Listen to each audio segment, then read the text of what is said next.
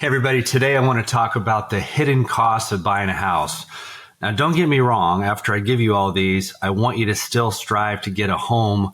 It's part of the American dream and it's how you build wealth. But you need to know what you're getting into. You need to have an agent who's going to explain all these hidden costs that you may not be aware of when you go into the situation. So first of all, I want to start off and talk about earnest money. Earnest money is money that you're giving to the seller to show good faith at the beginning. You're putting it into typically an escrow account, or in the case of maybe an attorney state where attorneys are involved, an attorney's trust account. This is where money is held, and it's earnest money saying that you're serious about buying the house. The good news is that earnest money gets applied towards your down payment later when you get to the closing table. So typically where I do business, it's around 1%. Everything's negotiable, but earnest money is about 1% of the purchase price. So plan on that as coming out of pocket early in the transaction. When you make an offer, when it's accepted, that's something you have to come out of pocket with right off the get-go. So that's the first, I would say, cost. But again, that's that's actually going to apply towards your down payment, which is good news. Now let's talk about inspections. Inspections are often costs that people don't factor into their purchase. As a buyer, you always want to have an inspection. It's very good to have an inspection by a certified and qualified inspector, somebody that can do a general inspection. Now, where we do business in Arizona, those inspections may cost $400, $500 for the general inspection. That's a good average. And that is when a person comes in and looks over the home. They're not necessarily a specialist in any one particular category, but they're a generalist.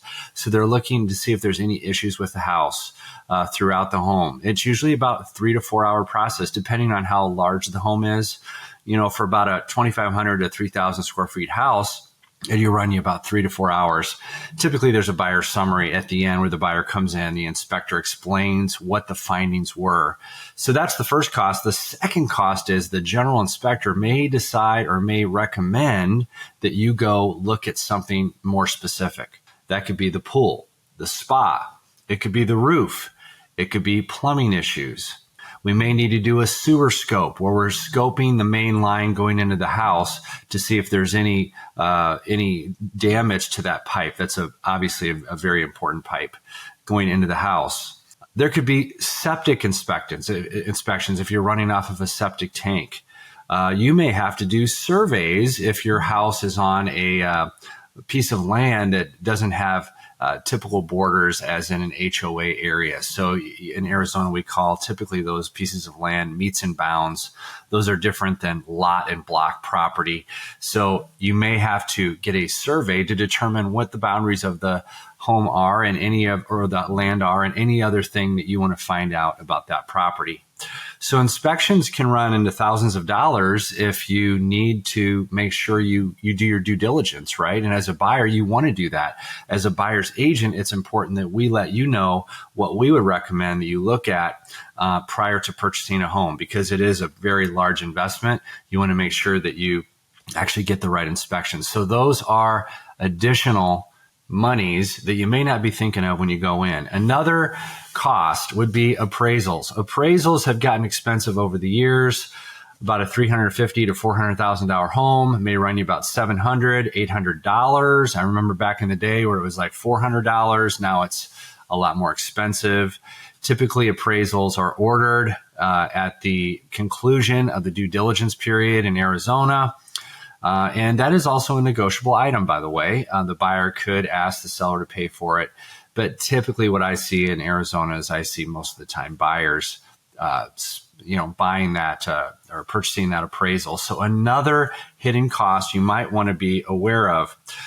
Now, because of the new legislation and what's going on in our industry, before we show you a home as a buyer's agent, it's imperative that we sit down with you and do a full-blown buyer consultation. That's always happened, by the way, in my business. We always go through that on my team with the client to make sure that you're understanding the whole process before we even go out and show homes. That's a good way to do business with people. But before we show homes, we have to fill out an employment agreement with the buyer, and that shows how we get paid and who would be paying that compensation. Now, in many instances, the seller will be offering compensation to the buyer's agent, and that's great when that happens. But we also have to fill out what's called a buyer broker agreement with the buyer, and we have to we negotiate on a percentage of what I will get paid for my services. Oftentimes, the compensation that the seller is offering may cover that service fee that we contract with the buyer. Sometimes it may not.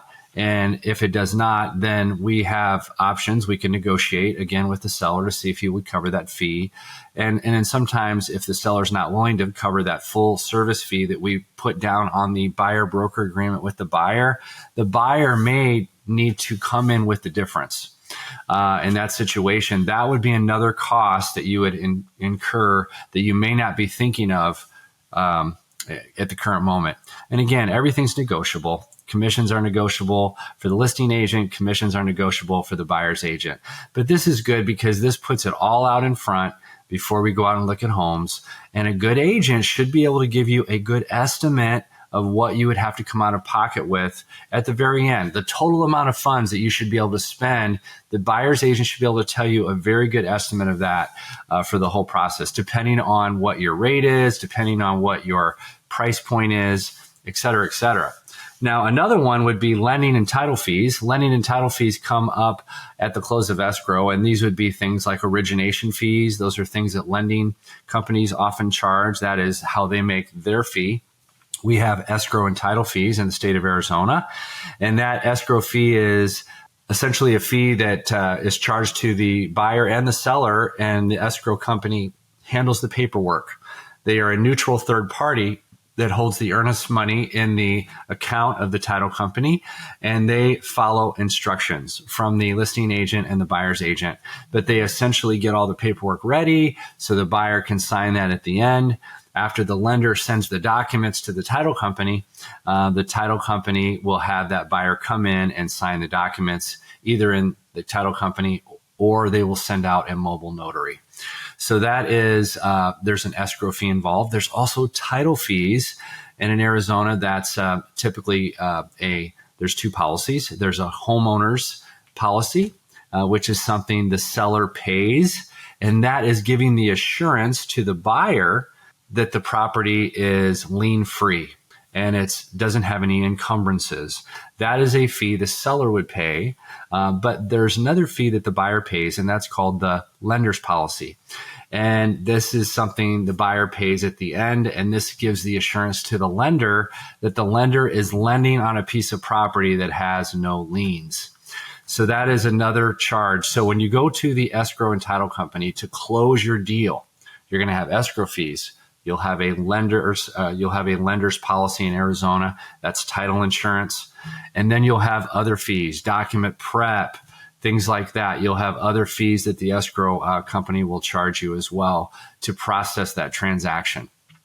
Finally, I want to talk about new homes. There are some new home fees that you may not think about along the way. I've sold hundreds and hundreds of houses in the new home context, especially early in my career where I was a regional sales manager for a large national home builder. And when you contract for a new home, there's a few things you need to keep in mind. When you go to the studio, and if you actually order more things than the typical norm of that community, oftentimes that builder will charge you additional earnest money to have you put more skin in the game, because if they order all those options, all those upgrades for the house, and they start putting it in the house, and you have to cancel later for whatever reason, they want to have the assurance that they want more earnest money. So they will ask for more skin in the game if there's more options than typical. Oftentimes too, with new homes, you may not understand this, but what the base price is not always what the final price is. So again, you have to add all of your upgrades and options you put on the house if you're putting those in through the builder. Not to mention, you may have a lot premium. Lot premiums can range from $1,000 to tens of thousands of dollars, depending on where you're at in the community. Depending if it's a great lot, if it's a big pie-shaped lot, is it next to a green belt? There's all kinds of different costs when it comes to lot premiums. So factor that in. A good agent, a good buyer's agent will not allow you to sit there and sign a contract with the builder by yourself. We will accompany you. It's important because the builder is represented by that agent that's on site, that's talking to you about buying the home. They don't represent you. Let me repeat. They don't represent you. We, as the buyer's agents, represent you. And a good buyer's agent will take the time to read the contract because every builder's contract is different. It's very important that the buyer's agent can interpret anything that's important that they need to call out to you to make sure you understand the process. There's nothing worse than having a buyer buy a property in the new home context and have the buyer's agent disappear through the transaction. So there's a lot more I can teach you about that, but I wanted you to know about the hidden costs of buying a home that you may not be aware of. Let us help you understand. Don't let this distress you. If there's a will, there's a way. Buying real estate in this country is a great investment. And let us know how we can support you. And you can just go to the Jeff Sutherland team. You can go to jeffsutherland.com. You can learn all about us and how we help buyers. I hope this helped you understand the hidden costs of buying a house. Farewell for now.